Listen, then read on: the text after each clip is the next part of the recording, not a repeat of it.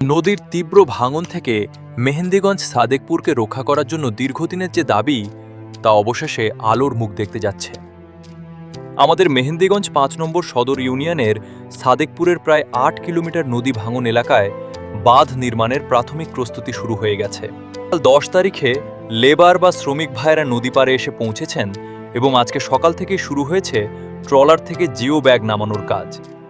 একের পর এক ট্রলার বোঝাই করে নদীর তীরে এই ব্যাগগুলো আনা হচ্ছে। প্রাথমিকভাবে প্রায় ৩৫,০০০ জিও ব্যাগ এখানে নামানো হবে এবং পরবর্তীতে আরও বিপুল পরিমাণ মালপত্র আসবে বলে জানা গেছে।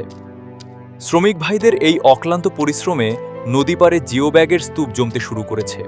মূল কাজ শুরুর আগে এই বিশাল প্রস্তুতিই বলে দিচ্ছে এবার সাদেকপুরের মানুষ নদী ভাঙনের হাত থেকে রক্ষা পেতে যাচ্ছে। আমাদের মেহেন্দিগঞ্জের মাটি আর মানুষের সুরক্ষায় এই উদ্যোগ সত্যিই প্রশংসনীয়। গ্রামের এমন সব টুকরো গল্প আর আমাদের এলাকার নানা উন্নয়নের চিত্র দেখতে চোখ রাখুন গ্রামের গল্প পেজে। ধন্যবাদ সবাইকে।